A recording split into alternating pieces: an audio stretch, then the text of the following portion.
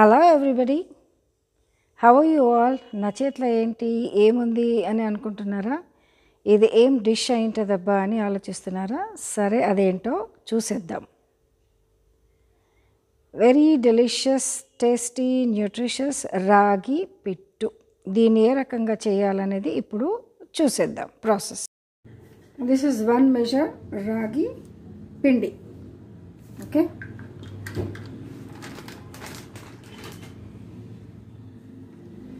దానికి ఒక pinch of salt, ఇంత కొంచెం సాల్ట్, ఎంత సరిపోతుంది. దానికి 1/2 కప్పు కన్నా కొంచెం తక్కువ వాటర్. ఇక్కడ నేను నీళ్ళు తీసుకున్నా, జస్ట్ 1/2 కప్ కన్నా కొంచెం ఎక్కువ, కొంచెం తక్కువ. ఓకే, దీంట్లో పోసుకొని కలిపేద్దాం ఇప్పుడు. రైట్, ఇది ఎట్లుండాలంటే తడిగా ఉండాలా, ప్లస్ దీన్ని బాగా కలిపేసుకుందాం. ఇది ముద్దలాగా అవ్వకూడదు, కానీ తడిగా ఉండాలా. ముద్దలాగా అవ్వకుండా పొడిగా ఉండాలా, తడిగా ఉండాలా.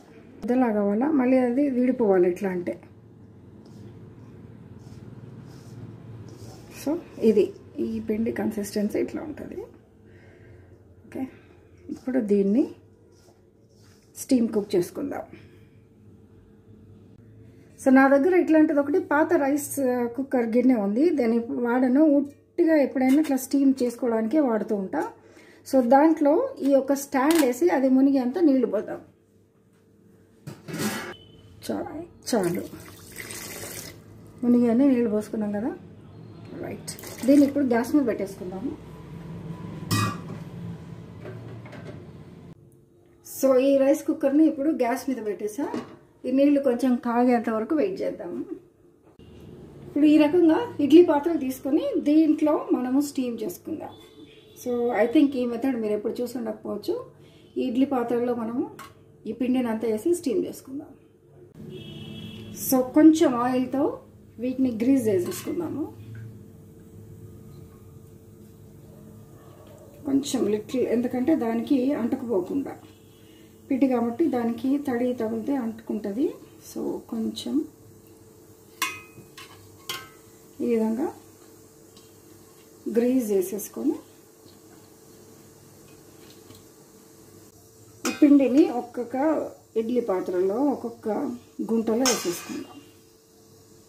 మరి ఎక్కువ తిక్కుగా వేయద్దు, లాస్ట్లో మిగిలితే చూసుకుని వేసుకోవచ్చు.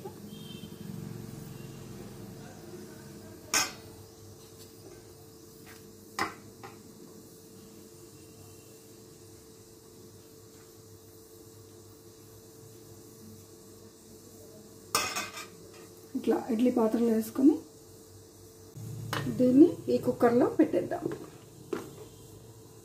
పెట్టి మూత పెట్టి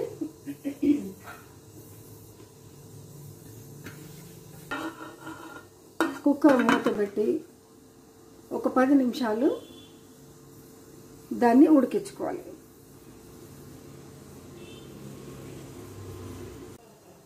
ఇప్పుడు ఇది ఉడికిందా లేదా మూత తీసి చూద్దాము.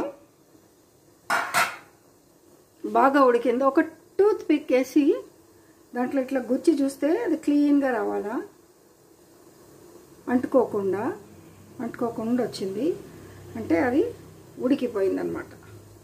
రైట్, సో దీన్ని మూత పెట్టేసి గ్యాస్ ఆఫ్ చేసి దీన్ని బౌల్లోకి షిఫ్ట్ చేసుకుందాం. ఇదే బౌల్లోకి అది తీసుకొని ఫస్ట్ మిక్స్ చేసుకుందాము. దీనికి 1/2 కప్పు షుగర్ తీసుకున్నాను నేను, ఎందుకంటే అది 1 కప్పు పిండి కాబట్టి 1/2 కప్పు షుగర్ మాకు సరిపోతుంది. ఎక్కువ కావాలనుకున్న వాళ్ళు ఇంకొక 3/4 కప్పు తీసుకోవచ్చు, కానీ అది ఎక్కువ తీయగా అయిపోతుంది. కొంచెం ఒక 3 టేబుల్ స్పూన్స్ గ్రేటెడ్ కోకోనట్, అంటే కోకోనట్ కొబ్బరి పొడి. మీరు తురిమిన కొబ్బరి ఫ్రెష్దైనా తీసుకోవచ్చు, లేకపోతే ఇది డ్రై కొబ్బరి కూడా తీసుకోవచ్చు, చాలా బాగుంటుంది ఏదైనా కూడా. ఇంకొక 3 టేబుల్ స్పూన్స్ నెయ్యి కావాలి, ప్యూర్ కౌ ఘీ నేను తీసుకున్నా. ఇది ఒక 3 టేబుల్ స్పూన్లు వేసేద్దాం.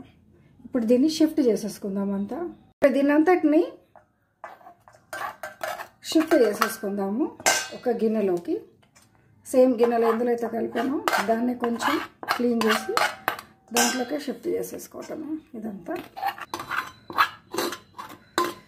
ఓకే, ఇది చాలా వేడిగా ఉంది. ఇప్పుడే ఫస్ట్ మనం ఏం చేయాలంటే దీంట్లో నెయ్యి వేసుకోవాలి. అది వేడిగా ఉన్నప్పుడే కరుగుతుంది, లేకపోతే చల్లగా అయితే కరగదు.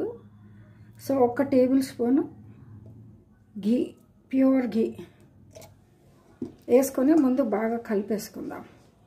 చూడండి పొడి పొడిగా వచ్చింది. ఇది ఘీ వేయంగానే కలర్ మారిపోయి ఇప్పుడు చెయ్యి పెట్టాలా, కానీ నాకు చాలా వేడిగా ఉంది, నేను పెట్టలేను.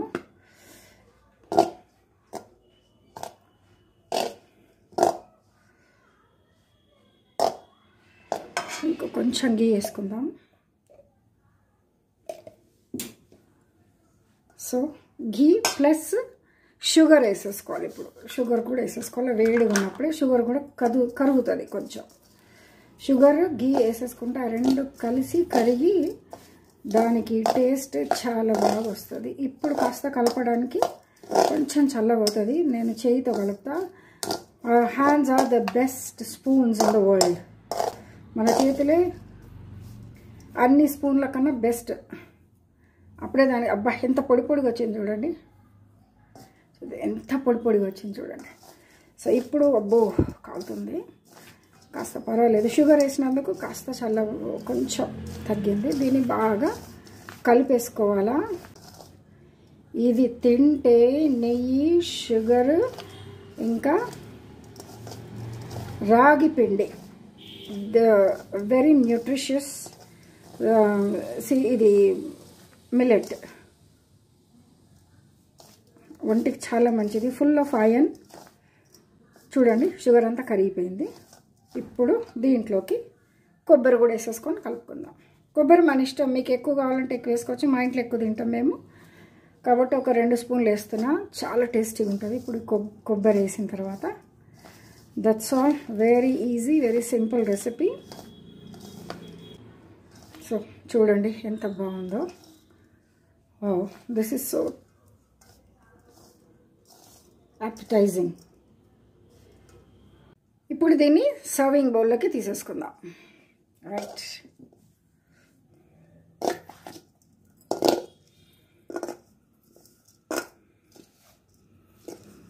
అయితే దీంట్లో మనం ఇలాచీ అట్లా ఫ్లేవర్కి వేసుకోకూడదు, ఎందుకంటే రాగి టేస్టే అసలు చాక్లెట్ టేస్ట్ ఉంటుంది. యూజువలీ రాగి టేస్ట్ వెరీ డెలిషియస్, అది చాక్లెట్ టేస్ట్ వస్తుంది. కాబట్టి ఇంకా దీంట్లో స్వీట్ కదా అని దీంట్లో ఇలాచీ కానీ దాల్చిని కానీ ఏదైనా వేస్తే ఆ రాగి ఫ్లేవర్ అంతా పాడైపోతుంది. సో అది వేయకుండా చేసుకోవాలి. Plain simple 3 ingredients. సో చూడండి రెడీ అయిపోయింది. వావ్, మన ragi pittu is ready to eat. ఇంకా కొంచెం ఏదో మట్టి మీద స్నో పడ్డట్టుంది కదా. This is so yummy, tasty and delicious. Yummy tasty ragi pittu, delicious ragi pittu is ready to eat. Okay అండి, yummy delicious ragi pittu is ready to eat. నేనైతే తినేస్తున్నా. ఇది చాలా బాగుంది, నాకైతే నచ్చుతుంది. ఎందుకంటే this is very very delicious, very nutritious. ఇది పిల్లలకి చాలా మంచిది. నేను టేస్ట్ చేసి చూపిస్తున్నాను మీకు. నేను షుగర్ పేషెంట్ని కానీ కాబట్టి నేను ఎక్కువ తినకూడదు, కానీ తినకపోయినా చేస్తూ ఉంటా అందరి కోసం. C, yummy tasty ragi pittu is ready to eat.